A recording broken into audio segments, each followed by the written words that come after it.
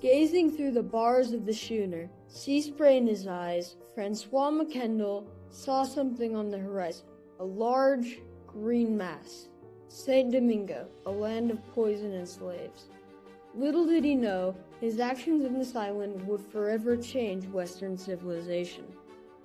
But to explain this scene, we're going to need some background. Saint Domingo, now Haiti, was a French colony renowned for its sugar production and run almost entirely by slaves.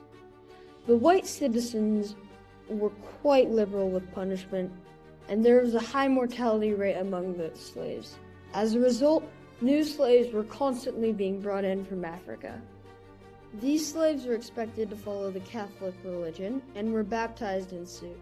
However, these slaves needed common ground, and they saw their old religion in the one they now followed. They combined the two, and some of the island's original inhabitants' relics created a new religion, Voodoo. McKendall, recently arrived, had an extremely bad experience. He lost his arm. The details are sketchy, but the consensus is that one of his friends fell asleep while he was inserting sugarcane into the mill and accidentally shoved McKendall's arm in. To save McKendall's life, one of the nearby slaves took a hatchet to McKendall's arm before he was pulled further into the machine. Unable to work on the farm, he was assigned to be a shepherd. However, he took a fancy to his master's favorite girl. His master had promised 500 lashes when he found out, so McKendall ran away to preserve himself. Little is known about what specifically happened, though one thing is clear.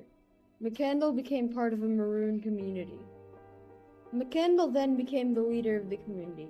He claimed to have supernatural powers, which helped him to successfully organize multiple maroon groups to coordinate their efforts.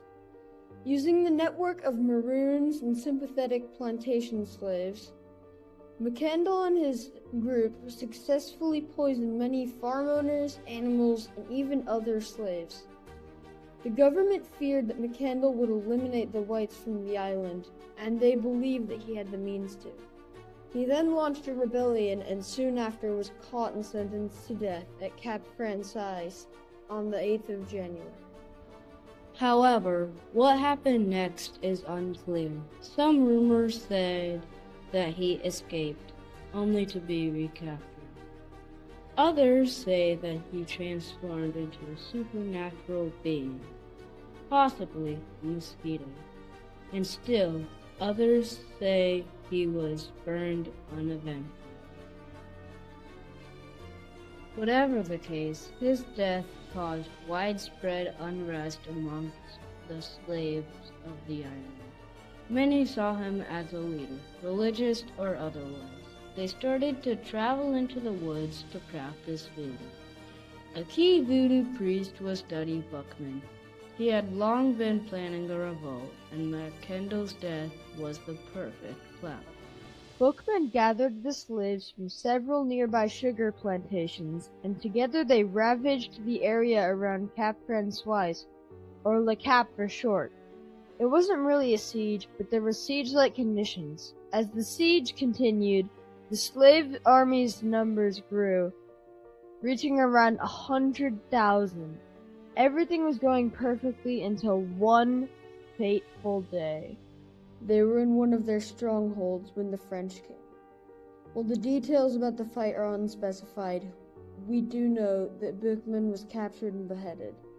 To show the slaves that he was not all-powerful and invincible, the French mounted his head on a spike in the public square of Le Cap Francois with an inscription below it that read, "The head of Bookman, leader of the rebels." The French thought that this would discourage the slaves. However, it only enraged them and made them work harder to liberate themselves. After Bookman's death, other leaders, like Jean-Francois Biassou, continued the fight and the revolution continued. After a short while, a new and most notable leader arose. His name was Toussaint Louverture. He was a free black man and a skilled military strategist who joined the slave revolution shortly after it began. He rose through the ranks quickly, starting as a lieutenant under a leader named George Biassou. He eventually became the revolution's most influential leader. He captured the Spanish-controlled east side of the island, declared war on anyone who wanted to recolonize Haiti, and declared himself governor for life. Then, following the revolution's absent leadership trend, Léo Vercher was kidnapped and imprisoned by the French. Another leader, Jean-Jacques Dessalines, seemed to side with the French before taking over the revolution. He was Léo Vercher's second in command and was nicknamed the Tiger for his ferocity in battle. After he had successfully taken control of Haiti from the French, Napoleon was pretty bent on taking it back. He changed its name from Saint Domingo to Haiti, which is what the Aboriginals called it. He also declared himself governor for life, just like Toussaint. However, Dessalines had a lot of pent-up anger from his time as a slave and led a very, very violent regime. He feared that the remaining French would rise up and attempt to reinstate slavery, so he ordered the death of 5,000 of the remaining French. He did not discriminate by age, gender, or allegiance. His reason was, quote, "I have saved my country. I have avenged America."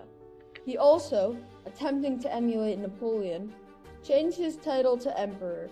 However, two of his most influential generals didn't like his actions.